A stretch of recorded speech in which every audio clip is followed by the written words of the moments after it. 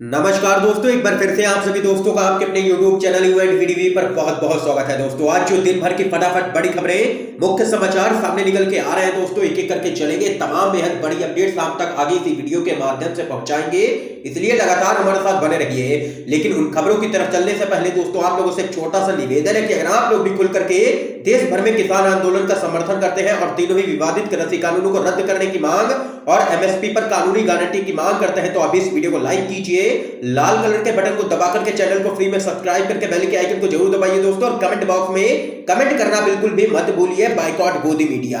दरअसल दोस्तों पहली बड़ी खबर आप लोगों को बताते चले, पश्चिम बंगाल विधानसभा चुनाव के अंदर भाजपा को सीएए और एनआरसी पर तगड़ा झटका लगता हुआ नजर आ रहा है। जी हां दोस्तों, आप लोगों को बताते चले एक बड़ा सर्वे सामने निकल के आया है और इस सर्वे के बाद भाजपा की नींद उड़ चुकी है। आप लोगों को बताते चले सर्वे के दौरान लोगों से यह सवाल पूछा गया कि क्या नागरिकता संशोधन कानून के खिलाफ ममता बनर्जी के विरोध का आप समर्थन करते हैं। इस सवाल के जवाब में 54.71% लोगों ने हाँ में जवाब दिया है, जबकि 32.56% लोगों ने कहा है कि नहीं, जबकि 12.73% लोगों ने कहा है कि वे या तो जानते नहीं हैं या फिर इस बारे में उनका कुछ नहीं कहना है। तो वहीं एक अन्य सवाल जिसमें यह पूछा गया कि अगर बीजेपी अपने घोषणा पत्र में राज्य में सीएए एनआरसी को लागू करने का वादा करती है तो आप उन्हें वोट देने के बारे में सोचेंगे क्या। इसके जवाब में 38.5% लोगों ने कहा है कि हाँ वो वोट देंगे अगर बीजेपी ऐसा करती है, लेकिन वहीं दूसरे मुद्दे इससे कहीं ज्यादा महत्वपूर्ण हैं, जबकि 53.82% लोगों ने जवाब नहीं में दिया है। तो वहीं 8.13% लोगों ने कहा है कि वे या तो जानते नहीं हैं या फिर इस बारे में कुछ बोलेंगे नहीं। देख सकते हैं दोस्तों सीएए और एनआरसी पर तगड़ा झटका लगता हुआ नजर आ रहा है भाजपा को पश्चिम बंगाल के अंदर। ये यहाँ पर बड़ा सर्वे है, इस खबर पे आप लोगों की क्या कुछ राय है जरूर बता सकते हैं कि आप लोग किस पार्टी का समर्थन करते हैं, ये भी बता सकते हैं।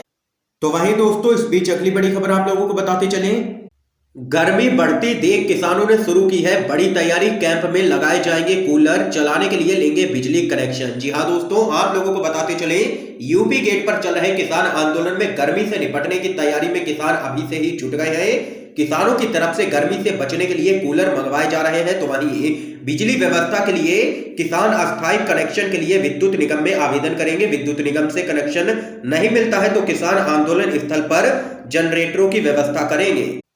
तो वहीं दोस्तों आप लोगों को बताते चले यूपी गेट पर 82 दिनों से किसान लगातार आंदोलन कर रहे हैं। सर्दी तो किसानों ने किसी तरह से काट ली, लेकिन अब गर्मी शुरू हो गई है। तेज धूप से बचने के लिए किसानों ने तैयारियां अभी से ही शुरू कर दी है। आंदोलन स्थल पर हर कैंप में कूलर की व्यवस्था की जाएगी। किसानों की तरफ से कूलर के ऑर्डर भी दिए जा रहे हैं। कुछ दिनों में कूलर आंदोलन स्थल पर पहुंच जाएंगे।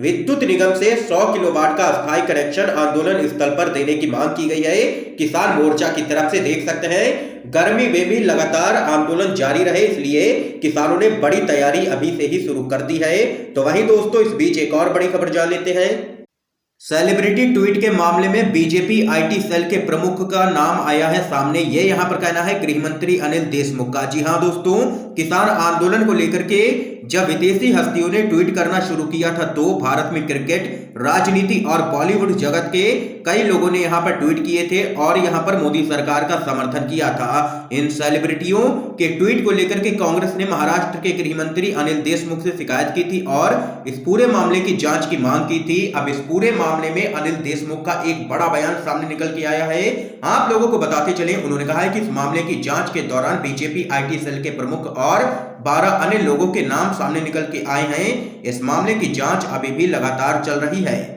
तो वहीं दोस्तों अगली बड़ी खबर आप लोगों को बताते चलें, 26 फरवरी को देशव्यापी हड़ताल, बढ़ सकती है मोदी सरकार की मुश्किलें। जी हां दोस्तों, आप लोगों को बताते चले confederation of all India traders यानी कि कैट के 26 जनवरी के भारत बंद के आह्वान के मद्देनजर सरकार और कैट के बीच में बातचीत हुई है। कैट को अब एटवा का भी समर्थन मिल गया है। एटवा ने अपना समर्थन देते हुए देश भर में उस दिन ट्रांसपोर्टर्स का चक्का जाम करने की बड़ी घोषणा कर दी है। आप लोगों को बताते चले कैट जीएसटी के वर्तमान स्वरूप का घोर विरोध करता है। देश के हर राज्य में अब जीएसटी के अनेक प्रावधानों को लेकर के विरोध के स्वर तेज होते जा रहे हैं। अब इसके सपोर्ट में व्यापारियों से लेकर के लघु उद्योग एवं व्यापार से जुड़े अन्य वर्गों ने भी कैट के भारत व्यापार बंद को अपना समर्थन घोषित कर दिया है। देख सकते हैं कि 26 जनवरी को देशव्यापी हड़ताल है और अब यहां पर ट्रांसपोर्टर्स ने भी चक्का जाम करने की घोषणा कर दी है। यह बड़ी अपडेट दोस्तों सामने निकल के आई है। एक और खबर आ रही है सामने। कांग्रेस का राकेश टिकैत पर हमला, कहा विपक्ष को कमजोर बनाने वाला देश का अन्नदाता। जी हां दोस्तों, आप लोगों को बताते चले केंद्र के तीनों ही कृषि कानूनों को रद्द करने की मांग को लेकर के अड़े किसानों ने अब विपक्ष में बैठी पार्टियों पर भी जोरदार हमला बोला है। खास करके कांग्रेस पर निशाना साधते हुए किसान नेताओं ने उसको कमजोर बताते हुए हमला किया है। कांग्रेस पर लगे आरोपों के बचाव में अब दिल्ली प्रदेश कांग्रेस कमेटी भी उतर आई है। आप लोगों को बताते चले दिल्ली प्रदेश कांग्रेस के उपाध्यक्ष और पूर्व विधायक जय किशन ने किसान नेता राकेश टिकैत की ओर से विपक्ष पर विशेषकर कांग्रेस पर लगाए गए आरोपों पर पलटवार किया है। इसके साथ ही उन्होंने किसान आंदोलन पर यह भी कहा है कि कांग्रेस हमेशा से जनता और किसानों की हितैषी रही है। कांग्रेस पार्टी आगे भी जनता और किसानों के हक के लिए लड़ती रहेगी।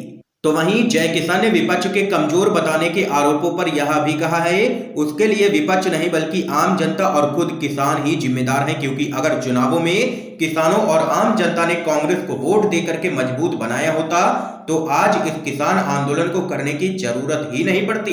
कांग्रेस पार्टी अगर सत्ता में होती तो देश का अन्नदाता यूं खेतों को छोड़ करके सड़कों पर नहीं पड़ा होता। ये यहाँ पर दोस्तों देख सकते हैं कांग्रेस ने भी साधा है किसान नेताओं पर हमला और कहा है कि जो आज हो रहा है उसके लिए सीधे तौर पर आम जनता और किसान ही जिम्मेदार हैं, क्योंकि उन्होंने खुल करके बीजेपी का सपोर्ट किया। ये यहाँ पर कहना है कांग्रेस पार्टी का। तो वहीं दोस्तों एक और बड़ी खबर आप लोगों को बताते चलें।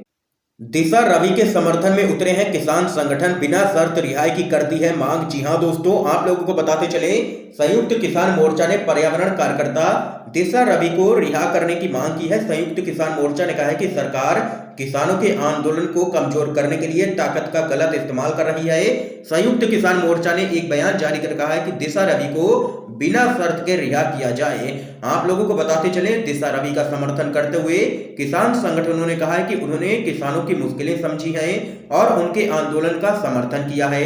किसानों ने कहा है कि सरकार दिशा रवि को तत्काल रिहा करे, ये यहाँ पर किसान संगठनों ने मांग कर दी है। तो वहीं दोस्तों इस बीच अगली बड़ी खबर आप लोगों को बताते चलें। कर्नाटक के पूर्व मुख्यमंत्री कुमारस्वामी ने नाजियों की दिलाई है याद, कहा राम मंदिर के लिए दान देने वालों के चिन्हित किए जा रहे हैं घर। जी हां दोस्तों, बड़ी खबर है। कर्नाटक के पूर्व मुख्यमंत्री एचडी कुमारस्वामी ने राम मंदिर के लिए जारी दान कार्यक्रम पर सवाल उठाते हुए आरोप लगाए हैं कि जो लोग दान दे रहे हैं उनके घरों को चिन्हित किया जा रहा है। उन्होंने कहा है कि ऐसी ही व्यवस्था जर्मनी में नाजियों की थी, वे नरसंहार के लिए यहूदियों के घरों को चिन्हित करते थे। ये यहाँ पर दोस्तों देख सकते हैं बड़ा बयान कर्नाटक के पूर्व मुख्यमंत्री एचडी कुमारस्वामी की तरफ से सामने निकल के आया है। इस बीच एक और बड़ी खबर जान लेते हैं दोस्तों। दिशा रवि की गिरफ्तारी पर भड़की है ममता बनर्जी, कहा कार्रवाई तो सबसे पहले बीजेपी की आईटी सेल पर करें। जी हां दोस्तों, पश्चिम बंगाल के मुख्यमंत्री ममता बनर्जी ने जलवायु कार्यकर्ता दिशा रवि की गिरफ्तारी की निंदा की है। दिशा रवि को क्लाइमेट एक्टिविस्ट ग्रेटा थनबर्ग के द्वारा किसान आंदोलन से संबंधित टूल किट शेयर करने के मामले में गिरफ्तार किया गया है। आप लोगों को बताते चले दिशा रवि की गिरफ्तारी को लेकर के टीएमसी प्रमुख ममता बनर्जी ने केंद्र की मोदी सरकार पर जोरदार तरीके से हमला किया है। ममता बनर्जी ने कहा है कि अगर कार्रवाई सबसे पहले किसी पर होनी चाहिए तो वो है बीजेपी की आईटी सेल, और इसी पर कार्रवाई होनी चाहिए जो पूरे देश भर में झूठ और फर्जी खबर फैला रही है, नफरत फैला रही है।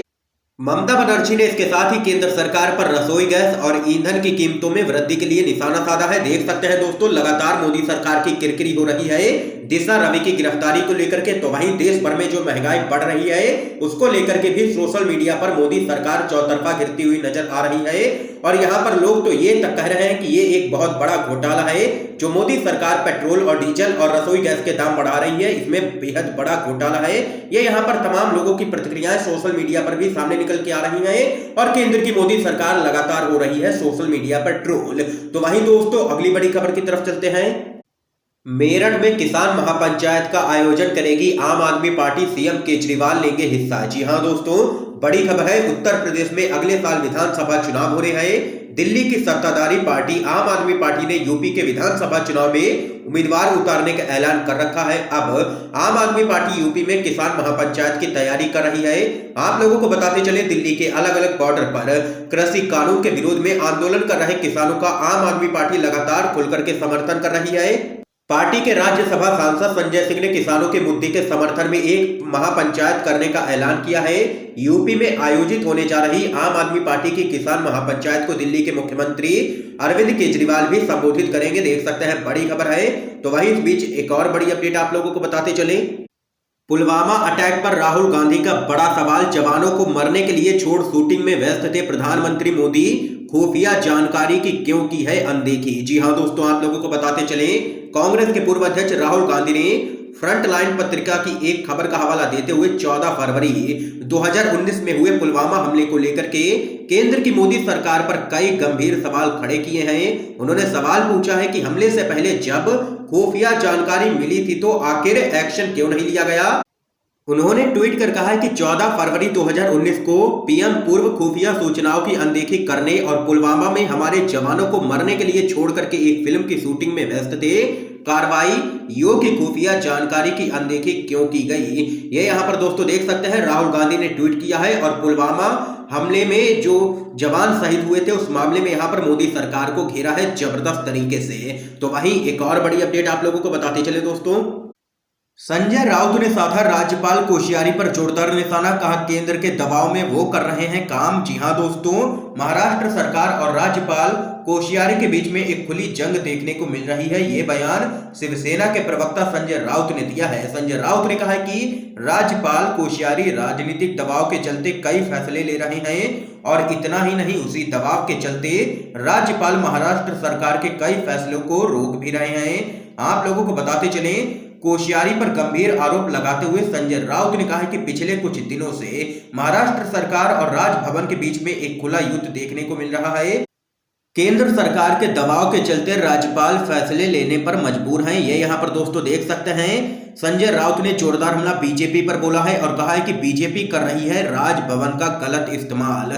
तो वहीं दोस्तों एक और बड़ी खबर आप लोगों को बताते चलें, पश्चिम बंगाल विधानसभा चुनाव, ममता बनर्जी ने शुरू कर दी है मां की रसोई योजना, 5 रुपए में मिलेगा भरपेट खाना। जी हां दोस्तों, आप लोगों को बताते चले, पश्चिम बंगाल में विधानसभा चुनाव नजदीक आते ही केंद्र सरकार हो या फिर राज्य सरकार, सभी ने योजनाओं का पिटारा खोल दिया है। एक के बाद एक केंद्र और सत्तारूढ़ टीएमसी बंगाल के लोगों के लिए योजनाएं शुरू कर रही है। इस बीच पश्चिम बंगाल की मुख्यमंत्री ममता बनर्जी ने गरीबों के लिए 5 रुपए में भोजन मुहैया कराने की योजना शुरू कर दी है। चुनाव से पहले गरीबों को लुभाने के लिए ममता सरकार कोई भी कसर नहीं छोड़ना चाहती है, क्योंकि ममता बनर्जी पहले ही कह चुकी हैं कि किसी भी कीमत पर पश्चिम बंगाल के अंदर सत्ता में बीजेपी को नहीं आने देना है। गरीबों को भरपेट भोजन मुहैया कराने के लिए अब ममता बनर्जी ने बंगाल में मां की रसोई योजना का उद्घाटन कर दिया है। ये यहाँ पर दोस्तों आज की तमाम बेहद बड़ी अपडेट सामने निकल के आई हैं जो हमने आप लोगों तक पहुंचाई हैं। इन खबरों पे आप लोगों की क्या कुछ राय है कमेंट बॉक्स में कमेंट करके जरूर बता सकते हैं। और अगर आप लोगों को ये वीडियो पसंद आए हो तो लाइक कीजिए, ज्यादा से ज्यादा शेयर कीजिए ताकि आप सभी के दोस्त भी इन खबरों को जान सकें। वीडियो देखने के लिए दोस्तों आप सभी का बहुत बहुत धन्यवाद।